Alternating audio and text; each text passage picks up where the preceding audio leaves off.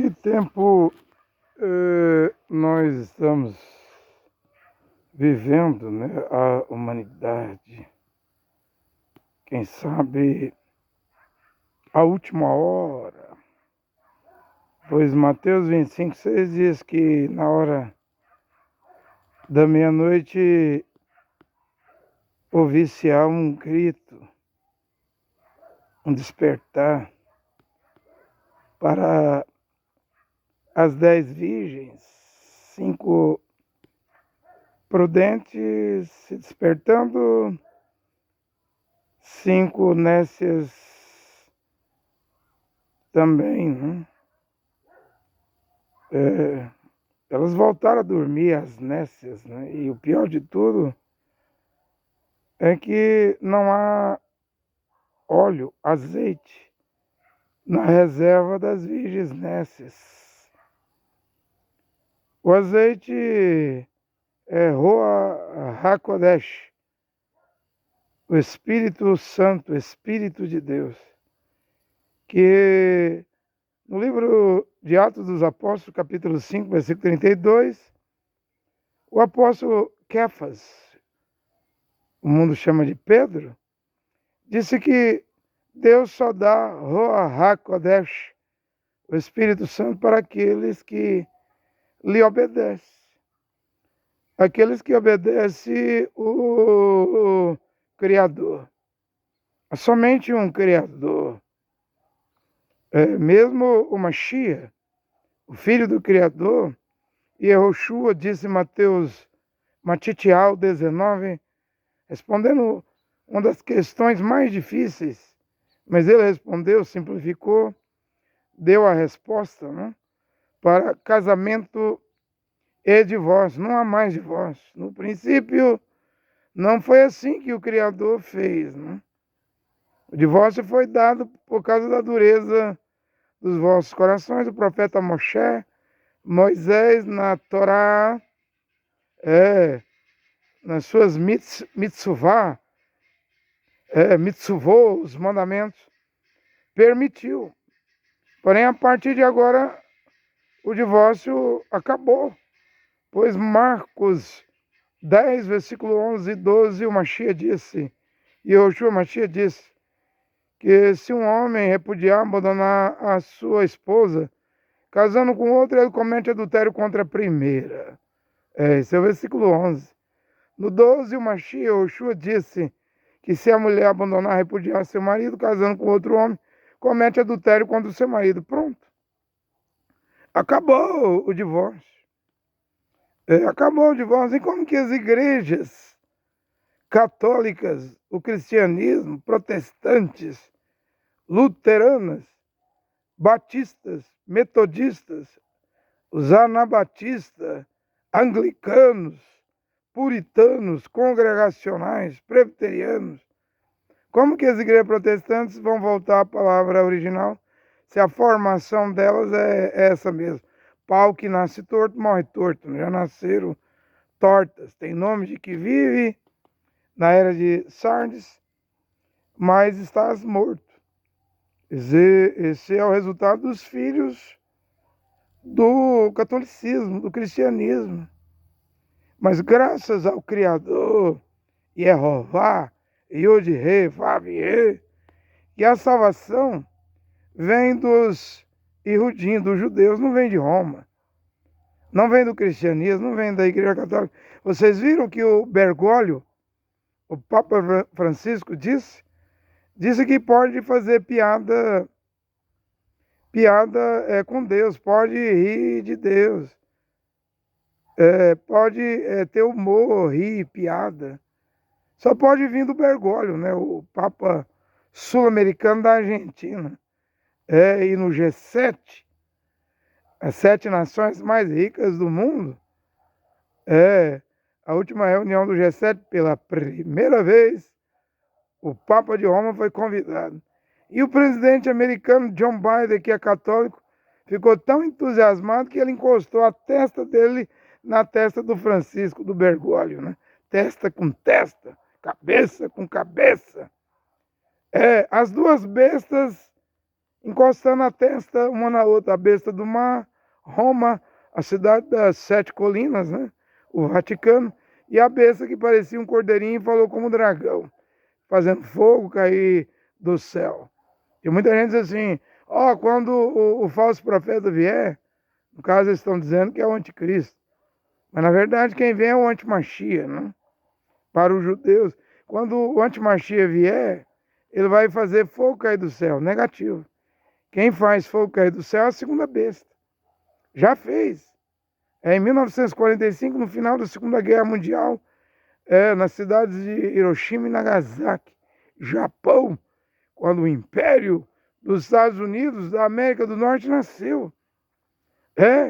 Esse império de mais de 80 anos que deve ruir. Mesmo William Branham, o 7º anjo de Apocalipse 10:7, o Elias que Deus enviou no tempo da tarde e manifestou o Filho do Homem, discernindo os segredos dos corações de costas para as filas de orações. William Branham era tudo isso, né? Era tudo isso de acordo com a Bíblia, o mensageiro do entardecer. O mensageiro do entardecer, que viu o fim da América do Norte, na sua 7ª visão. Viu que a Rússia vai fazer esse serviço. E na mensagem de estatura do varão perfeito, William Branham diz que os Estados Unidos da América quebra. E qual o tamanho da dívida americana hoje? Todo mundo sabe que está quebrando. Todo mundo sabe que os Estados Unidos da América têm medo da China, da economia chinesa. A China ainda não entrou na guerra. Vladimir Putin o czar russo, o novo Adolf Hitler, expansionista, que invade país como Ucrânia. Hitler também saiu invadindo a Polônia, a Tchecoslováquia, até chegar lá nas portas de Moscou, lá, colocou medo no Joseph Stalin, colocou medo no comunismo, o nazismo colocou medo no comunismo. E a OTAN sabe que o Putin não vai parar na Ucrânia, ele vai querer chegar à Alemanha, ele vai querer invadir a Polônia. É uma visão de czar, é uma visão de expansionista. Olha onde o submarino nuclear Kazan está hoje, nas águas do Caribe, em Cuba, na capital Havana, querendo dar o troco. Os Estados Unidos da América do Norte enviou o S.A. Helena, outro navio nuclear. Então estão a poucos quilômetros de distância um do outro. Helena, submarino nuclear americano, está em Guantánamo, em Cuba. Já o Kazan, navio nuclear russo, está na capital Havana. E o Canadá enviou navios de guerra. Será que vai ficar só em medir forças? Será que é apenas uma queda de braço da Rússia, que chegou primeiro em Cuba, em Havana, mas o Canadá também já chegou? O navio nuclear, o submarino nuclear americano já chegou. Será que é só para medir força, para ver quem é que mete medo um no outro? Se é a Rússia que mete medo nos Estados Unidos, ou se é os Estados Unidos que mete medo na Rússia? Eu só sei que o que aconteceu na crise dos mísseis cubanos, com John F. Kennedy, o primeiro presidente católico de um país protestante que parecia um cordeirinho, mas fala como dragão. O dragão é Roma. É Roma, Roma papal. Isso em 62. John F. Kennedy, presidente católico, um avião sobrevoando Cuba, descobriu mísseis camuflados, secretos, da União Soviética de Nikita Khrushchev, instalados em Cuba, apontados para a Flórida. Acho que é 150 quilômetros da ilha de Cuba, no Caribe, para a Flórida, nos Estados Unidos. Logo, John F. Kennedy disse e ordenou que a Marinha Americana afundasse qualquer navio da União Soviética. Nikita Khrushchev temeu e recuou. retirando os mísseis de Cuba. A pergunta a fazer nesta hora é: será que a hora é agora? Quem vai recuar? Eu sei, são exercícios militares russos em Cuba, que também a Rússia que também está pensando em enviar armamento, navios, coisa nuclear para a Venezuela, né? Está mais alinhado com o Nicolás Maduro, o ditador da Venezuela, como a ditadura de Cuba, né? Mas o gigante está ali. Os gigantes, né? Rússia e Estados Unidos. E os comentaristas da geopolítica dizem: só estão medindo força. Não vai acontecer nada, não. Eu não sei. Eu sei que em 62 isso aconteceu lá e a União Soviética recuou. Vai recuar de novo? A Rússia recuará? Porque isso aí é o efeito da OTAN. A cabeça da OTAN é a América do Norte, a segunda besta, que arma a Ucrânia. A Dinamarca arma a Ucrânia com F-16. Paris, Emmanuel Macron, França, juntamente com Berlim, Alemanha, Olaf Scholz, arma a Ucrânia com mísseis Scalp, ou seja, está autorizado a atingir o território russo. Não pensando duas vezes, os russos desceram a Cuba. Os russos querem se instalar na Venezuela. Agora eu tive um sonho, até preguei sobre isso. Eu vi sendo dado máscaras que cobria os olhos, o nariz e a boca. Então não era Covid, era máscaras contra a radioatividade. Ou seja, de acordo com esse sonho, eu não quero meter medo em ninguém, mas algo radioativo vai acontecer. Ou seja, e a coisa está aqui no Caribe, está aqui em Cuba, e a coisa quer ir para a Venezuela. Os russos que estão em Cuba querem ir para a Venezuela. O GOG, né?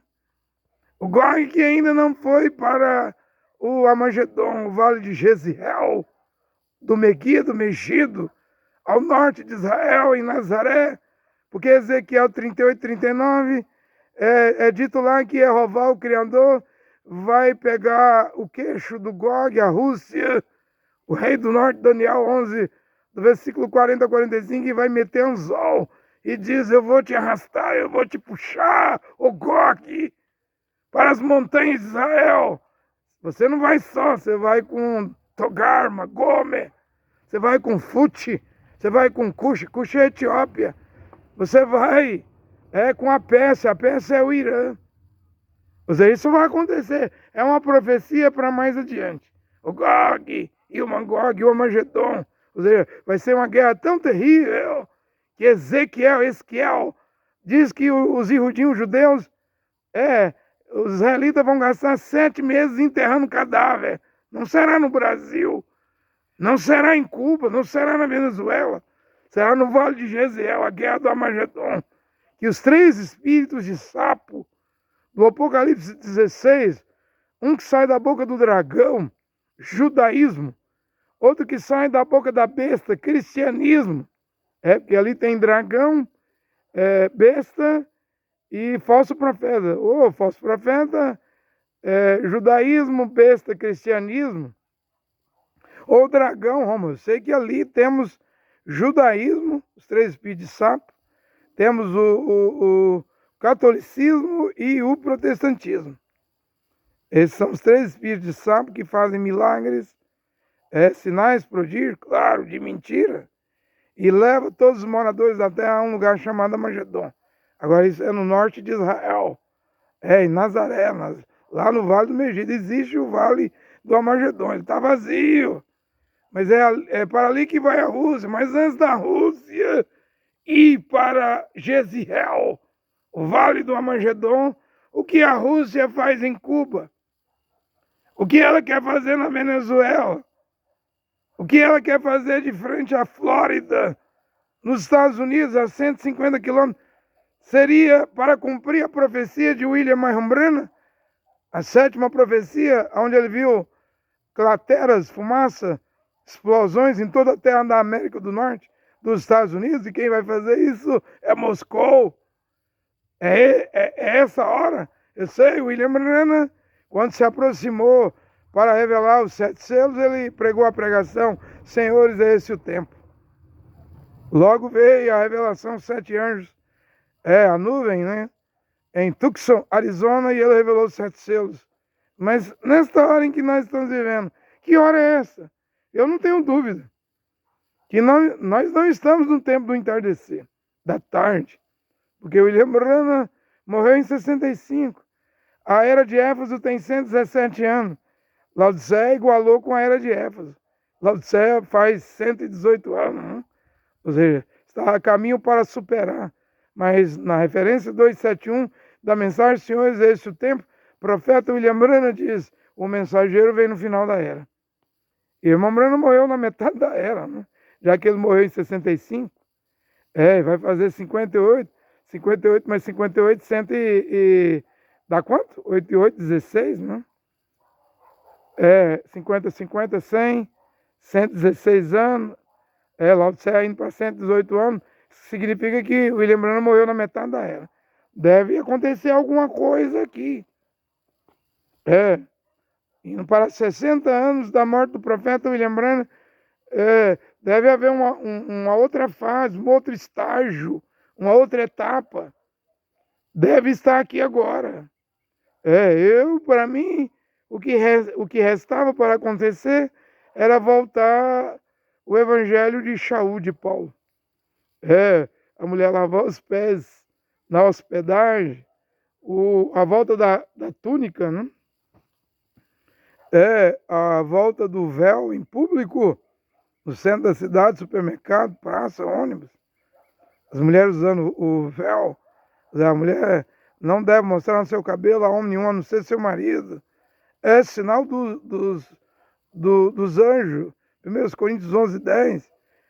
A mulher que põe um véu significa que ela está debaixo da autoridade do seu marido. E se a mulher não se cobre com véu, mande ela cortar o cabelo. Se cortar o cabelo ou rapar a cabeça indecente, vergonhoso que a mulher põe um véu. Porá o véu. Voltará as pessoas a crer no nome original Yehoshua Mashiach em hebraico, já que a letra J não tem no alfabeto hebraico, e o nome de Jesus faz 500 anos, esse ano 2024, pois no ano 1524, Jean Georges Tressino, pai da letra J, e ele era embaixador do Vaticano, trabalhando para o Papa Leão X na Alemanha, ainda trabalhou para o Papa Clemente VII e Paulo III, trabalhando para os papas. Ele criou um nome blasfemo. O nome de Jesus, eu sei. William Branham batizou em nome de Jesus e pregou em nome de Jesus. Em nenhum momento William Branham falou do tetragrama Yud-He Vav-He. Em nenhum momento William Branham falou do nome Yehová, o nome do Deus Pai. Em nenhum momento William Branham pregou o nome Yehoshua, o nome do Filho, do Criador, do Filho de Deus. O nome original em hebraico. Mas mesmo William Branham não tendo pregado isso está sendo pregado aqui agora. Quantos crerão? A Bíblia diz 5 virgens nessa. Seria isso um número literal? Eu não sei.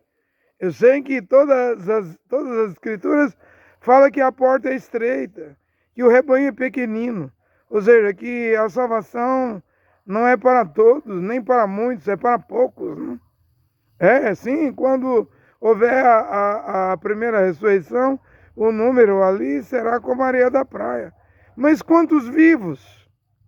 Quantos vivos serão salvos? William Branham disse, talvez uma pessoa será arrebatada em Jeffersonville. Se uma pessoa for arrebatada em Jeffersonville, o que será das centenas que vão ao tabernáculo de José Branham em Jeffersonville, que não é mais o tabernáculo de William Branham, pai. É um outro tabernáculo de José Branham, filho de William Branham. O que será dos ismos, dos tabernáculos, das dezenas e dezenas de milhares que seguem a mensagem de William Branham na África, na América do Norte, América Central, América do Sul, na Europa? O que será dos milhares que seguem na Ásia? Talvez uma só pessoa será arrebatada em Jeffersonville, disse William Branham. Outra mensagem ele diz, talvez 500. Você diz o quê? Pregador, mensageiro André Luiz, eu não sei, eu sei que é pouquíssimo. Eu não estou vendo ninguém com vontade de voltar à palavra original, não. Ao Evangelho de Paulo, que é o Evangelho da glória de Deus que foi confiado a Paulo. 1 Timóteo 1,11. A mim me foi confiado o Evangelho da glória de Deus. Gálatas 1,8 e o versículo 9. Um anjo descendo do céu, alguém pregando evangelho diferente, pontos diferentes do que eu preguei, considere maldito, considere anátema. Mesmo Kefas, Pedro diz que o amado irmão Paulo, Shaul, recebeu mais sabedoria do que todos os apóstolos e escreveu pontos difíceis, juntamente com as escrituras, demais escrituras, os quais os vacilantes e ignorantes torcem para suas próprias perdições. Vão se perder. Qualquer um que ignorar o evangelho de Shaul, de Paulo, vai se perder. Não é problema meu, eu não sei quem vai ser salvo. O marido não pode salvar a mulher. A mulher não pode salvar o marido. A mãe não pode salvar a filha. O pai não pode salvar os filhos. Filhos e filhas não podem salvar pai e mãe. É individual. É uma carreira individual. Que hora é essa? Acredito que é a hora da meia-noite. Porque a palavra original está aqui. Mas será que a palavra original que está aqui será como William Branham disse? A terceira puxada? Ou seja, o William Branham disse que na terceira puxada, lá ele falava Elohim.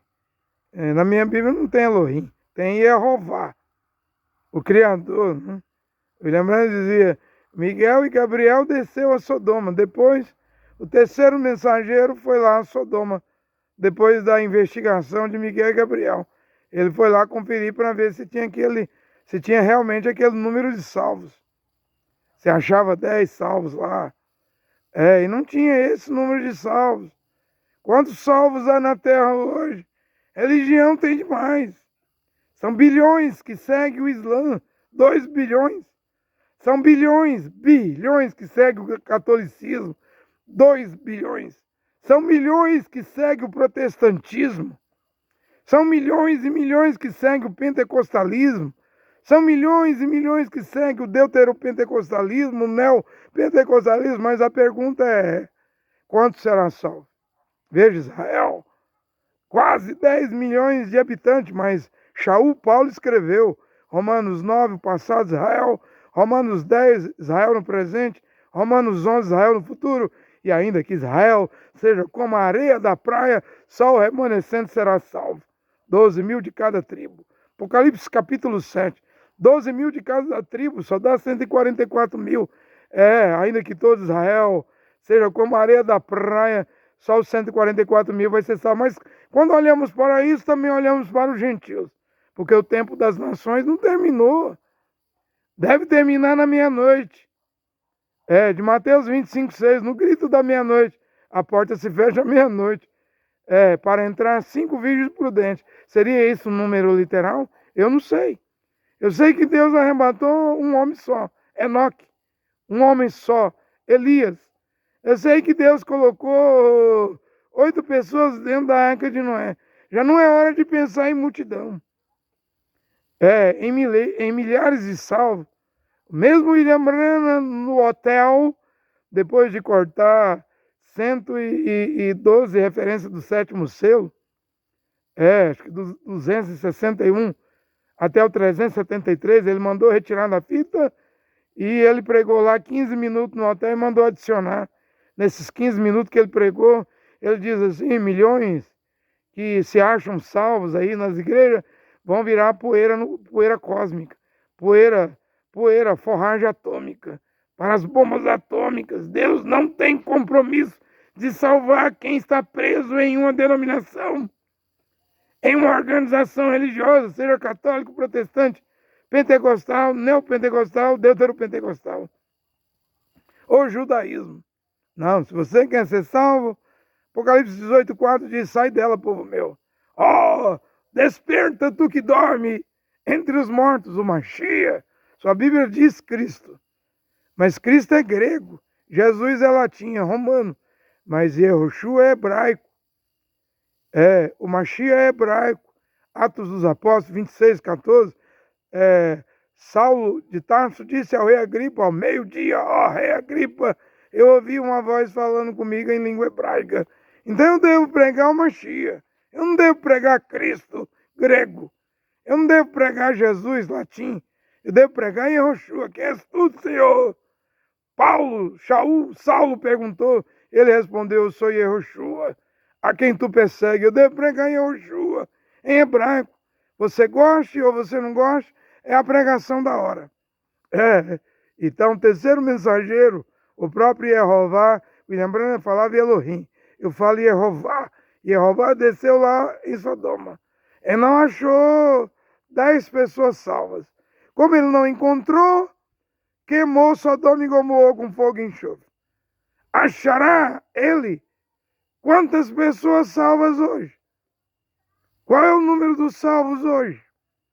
Já que as pessoas dizem, eu sou batista. Então morra batista. Se você quer morrer batista, morra.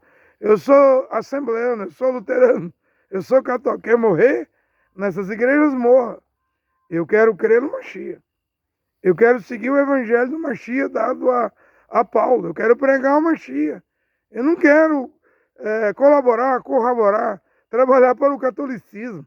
Aí é trabalhar para a besta. Eu não quero trabalhar para o protestantismo. Aí é trabalhar para a imagem da besta. A imagem da besta, o ecumenismo, e dentro do protestantismo está os pentecostais, pentecostais e neopentecostais. Essas 3 ondas que passou aqui no meu Brasil. Eu não quero não, sair fora. Eu quero sair fora disso.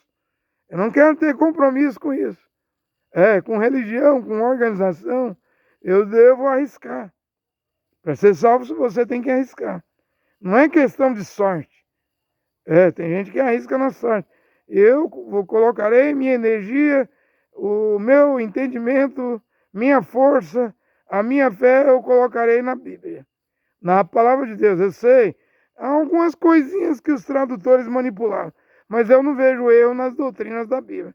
O maior problema é só nome. Fala igreja, eu falo Kenessian, congregação.